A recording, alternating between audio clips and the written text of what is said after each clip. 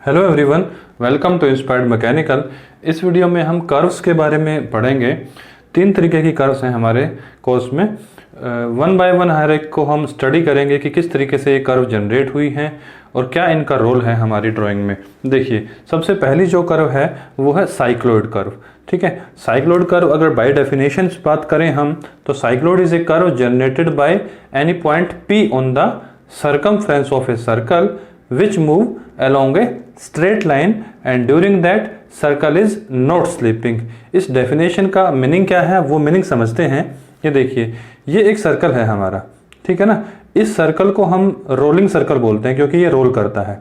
देखिए, यहाँ से लेके इस पॉइंट से लेके इस पॉइंट तक की दूरी जो है वो इस सर्कल की क्या है, सर्कमफ्रेंस है। इस सर्कल के सर्कमफ्रेंस के ऊपर हम एक पॉइंट एज्यूम करते हैं, उस पॉइंट का नाम है P। यहाँ बेस से स्टार्ट हो रहा है वो P।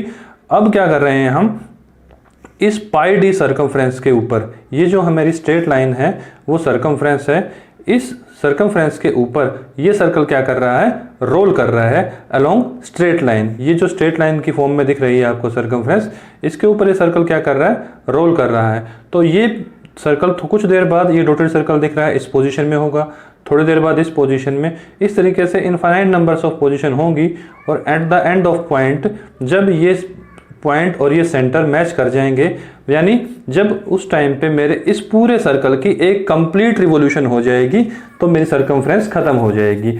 तो इस दौरान इसकी सर्कमफ्रेंस के ऊपर सर्कल की ये पॉइंट P किस तरीके से मूव करता है, कैसे ट्रेवल करता है, तो वो कर्व जो जनरेट होती है उसको हम साइक्लॉइड कर्व कहते हैं। अब देखिए, डेफिनेशन में भी यही बात बताई गई है, cycloid is a curve generated by any point P। ये पॉइंट P लिया हमने सर्कल के सर्कमफ्रेंस के ऊपर, जो कि क्या कर रहा है, मूव कर रहा है या रोल कर रहा है। लेकिन रोल के साथ साथ ऐसा होना चाहिए कि रोलिंग तो वो करे लेकिन विदाउट स्लिपिंग।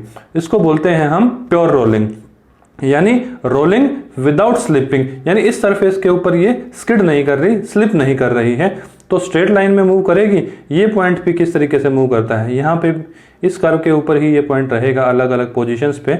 मैंने सिर्फ 3 ही पोजीशंस बनाई हैं डॉटेड में, तो फाइनली कुछ इस तरीके से मेरी कर्व जनरेट होके आएगी। तो ये तो है मेरी पहली कर्व जिसका नाम है साइक्लॉइड कर्व। अब देखते हैं दूसरी कर्व कौन सी है। देखिए, दूसरी कर्व है मेरी एपिसाइक्लॉइड। ठीक, एपिसाइक्लॉइड कर्व की डेफिनेशन क्या है, epicycloid is a curve generated by a point P on the circumference of a circle which is rolling outside a directing circle.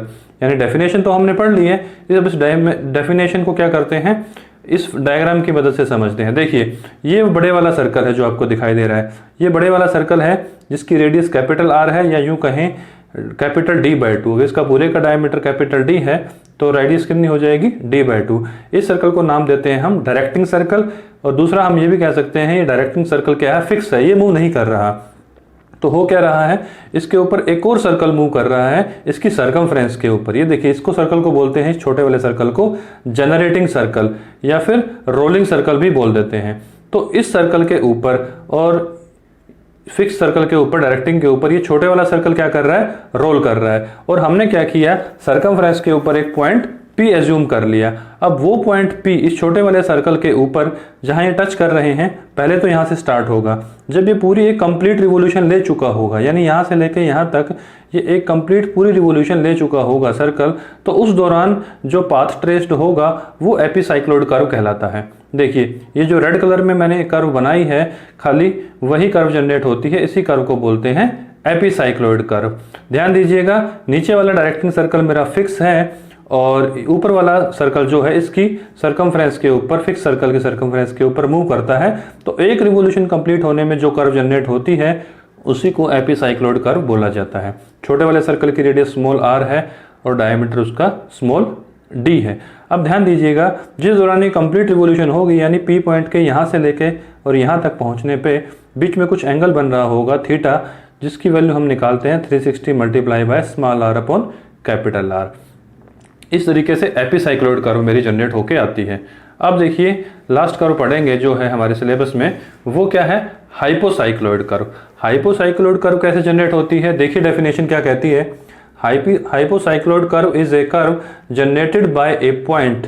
यहाँ पे पॉइंट कौन सा दे रखा है, अगेन पॉइंट P दे रखा है। अब फर्क क्या रहेगा बेटा, सर्कल है मेरा फिक्स, डायरेक्टिंग सर्कल, और दूसरा सर्कल जो छोटा सर्कल है वो रोटेट कहाँ कर रहा है, इनसाइड ऑफ दैट सर्कल, इस सर्कल की पेरीफेरी के ऊपर नहीं, अब सर्कल की सरकमफ्रेंस के अंदर।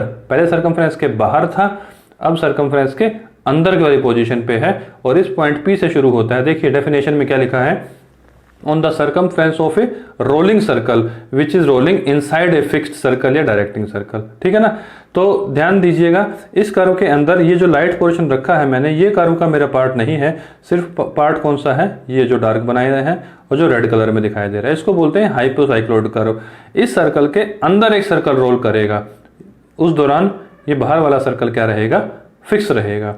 तो पॉइंट पहले यहाँ था और कुछ देर बाद ये यहाँ आएगा, कुछ देर बाद यहाँ, कुछ देर बाद फिर जब ये फाइनल कंप्लीट रिवोल्यूशन हो जाएगी तो पी पॉइंट ने विदाउट स्लिपिंग, यानी इसके साथ हमेशा टच में रहेगा ये सर्कल, ठीक है ना, अंदर की तरफ, और उस दौरान पी ने कौन सा पाथ ट्रेस किया है वो कहलाता है मेरा हाइपोसाइक्लोइड कर्व। इसीलिए हमने इसको डार्क रखा है कर्व में और इसको क्या कर दिया है, लाइट।